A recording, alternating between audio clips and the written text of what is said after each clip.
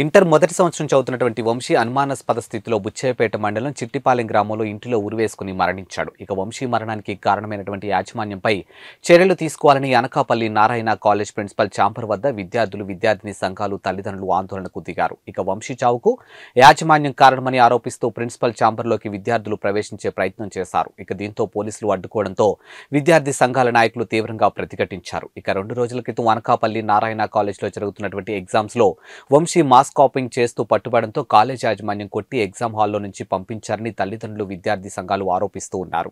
తనతోటి విద్యార్థుల ముందు ఇన్విజిలేటర్ కొట్టి పంపించారని అవమానంతో వంశీ ఉరివేసుకుని మరణించారని, వంశీ కాలేజ్ బ్యాగ్ లో ఎగ్జామ్ పేపర్ దొరికిందని విద్యార్థి సంఘాలు నాయకులు తెలిపారు.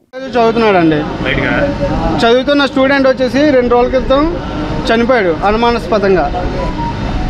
చనిపోయిన తర్వాత మేము ఆ చనిపోయిన కార్యక్రమం నిన్న ముగించుకున్న తర్వాత మాకు ఏం తెలిసిందంటే, స్టూడెంట్స్ ద్వారా ఏం తెలిసిందంటే, ఆ యొక్క స్టూడెంట్ నారాయణ కాలేజు యొక్క యాజమాన్యం నిర్లక్ష్యం కారణంగా చనిపోయాడని చెప్పేసి మేము ఫ్యామిలీ మెంబర్స్ తెలుసుకున్నాం. దాని గురించి మేము యాజమాన్యం నిర్లక్ష్యంపై అడగడానికని వచ్చాం. మేము అక్కడ వాళ్ళు ఏం చెప్తున్నారంటే, ఆ యొక్క స్టూడెంట్ ఎగ్జామ్ జరిగి లంచ్ టైంలో బయటికి వెళ్ళిపోయాడు.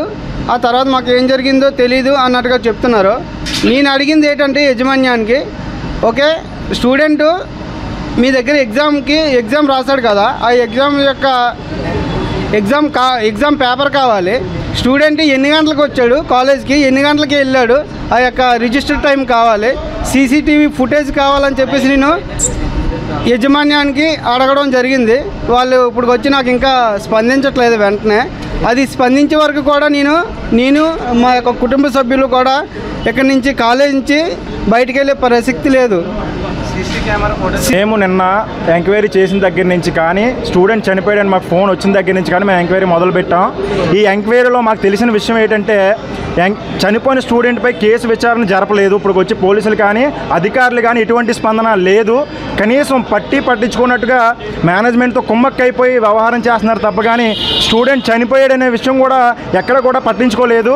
అదేవిధంగా మేము ఒకటే అడుగుతూ ఉన్నాం, నారాయణ విద్యా సంస్థలు ఎంతమంది స్టూడెంట్స్ మీరు బలి తీసుకుంటారని చెప్పేసి ఎస్ఎఫ్ఐగా అడుగుతూ ఉన్నాం. ఎంతమంది విద్యార్థులను మీరు చంపేస్తారు, ఎంతమంది విద్యార్థులు మీరు హత్య చేస్తారు, ఈరోజు ఎంతమంది తల్లిదండ్రులు మీరు కన్నీళ్ళు మీరు జేబులో వేసుకుంటారని చెప్పేసి మేము విద్యార్థి సంఘంగా అడుగుతూ ఉన్నాం. ఒత్తిడి తట్టుకోలేక వేలాది మంది రాష్ట్రంలో విద్యార్థులు చనిపోతూ ఉన్నారు. మీకు కనబడటం లేదా? ఒత్తిడి తగ్గించాలని చెప్పేసి ఎన్నో ప్రొటెస్టులు చేస్తున్నా పట్టించుకోవడం లేదు. అధికారులు, పోలీసులు విద్యార్థి వైపు ఉండాలని చెప్పేసి మేము కోరుతూ ఉన్నాం. విద్యార్థికి ఏదైతే అన్యాయం జరిగిందో నారాయణ విద్యా సంస్థలపై వెంటనే చర్యలు తీసుకోవాలి.